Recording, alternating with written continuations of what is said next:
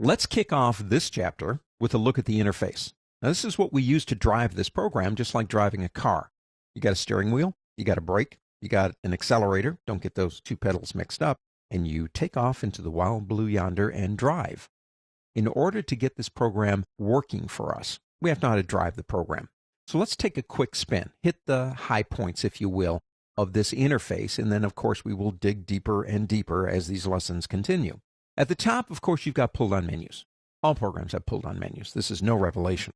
Pull-down menus allow me to go to something and select it by clicking it. And again, we all know that, but I want to mention something here that we will discuss in more detail later, and that's shortcuts. Notice on all, there's a shortcut. There's a lot of different shortcuts. University study, let this sink in. University study after 2 years showed that if you use shortcuts in programs on a regular basis without thinking, you just do them, you can save 1 hour out of every 8 hours in a normal workday. Now down here, we have the options bar. Now the options bar is controlled by the particular tool that you select.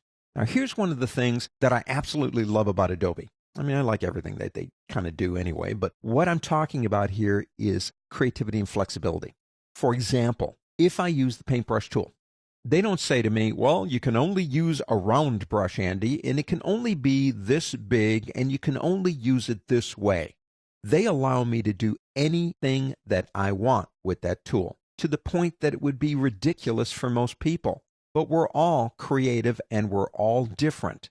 What I love about Adobe is they go out of their way to make sure that I have different options to these tools that allow me to do anything I want with them, but obviously you got to know how to use them. That's why we're here. Different tools have different options. Over here to the right is the workspace I'm in. And again, we'll talk more about this later, but I'm in the Essentials workspace. You may not be. Don't worry about that yet. We're just hitting some high points. But if you want to change to different workspaces, you can do that right here.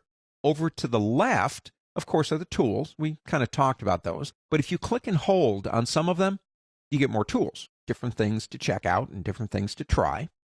Over here, of course, is our workspace. Down here, it says 25%. If you want to change the zoom, you can do it right there. Over here, it says document size, 17.2 megabytes, 17.2 megabytes. What is that? The number on the left represents the compressed, flattened, saved file size. The number on the right represents its working size as you begin doing things. And as you begin adding layers and doing effects, that number is going to probably get bigger. So that's one thing we can do down here, but that's not all. If you click that triangle right there, you can change to different things. Let me show you one. It's called efficiency. Efficiency is at 100%. That means my motor, my engine in this program is purring along perfectly efficient. If I do something, for example, I did the oil paint filter on this image. Now, that takes a lot of horsepower. If you've got efficiency down here, you may see that number drop. 90%, 80%. Years and years and years ago, I saw that thing go down to 30%. What does that mean?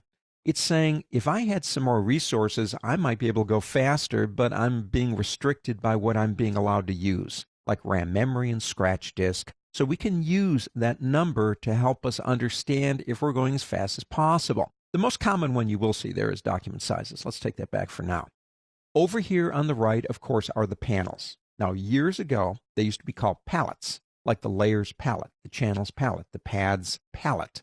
Basically, Adobe has decreed that they are now panels, and you may occasionally hear me use the word palette. Why? Old habits die hard. Let me do one more thing before we get out of here, because this is an area, layers, that we will be spending so much time in. There won't be a chapter that goes by that we won't be getting into layers. Layers allows me to control what I'm doing. For example, if I come over here with my paintbrush tool, and I come over here and I begin painting on the image, which obviously you wouldn't want to do, but then again, you can do anything you want to in this program. I like that. For some reason, I like that. So I go to lunch, and I decide I better save this and close it so nobody sees it. And then I come back after lunch, and I reopen it, and I decide, man, what did I do? That was dumb. I'll just undo it. You can't if it's been closed and reopened, and you know that. But since I haven't done that, I can press Control, or actually that's Command on a Mac, Control in Windows Z, my favorite keys on the entire planet. Undo is wonderful. I got rid of it. What if you want to do that in a way where you can come back the next day? And that's where layers come in. Most of you know this. Did you know that you can have up to 8,000 layers? That's ridiculous. It proves my point that Adobe is doing everything they can not to restrict what we want to do. I don't know anybody that would use 8,000 layers, but if you want them, they're there.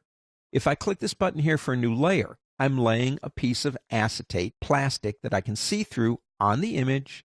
If I begin painting again, it does look the same, but the difference is, of course, I'm not painting physically on the image and destroying it. I'm painting on a layer above it. If I pick up my Move tool, I can move it around if I want to. Or if I come back the next day and go, man, that was dumb, I wish I hadn't done that, I can just drag that layer to the trash. Here's one of the things that we're going to do in these lessons, and I'm really big on this. Almost every single thing that we do will be non-destructive. We will be able to do all kinds of crazy things to our images and actually be able to come back the next day and undo everything we did. Adobe is working toward, in Photoshop, the ability to do that for absolutely everything. And again, I love them for that too. Well, there you go. Just kind of a quick flick through the old interface, if you will. But you know what? You got to know how to drive this thing before you can get on the road.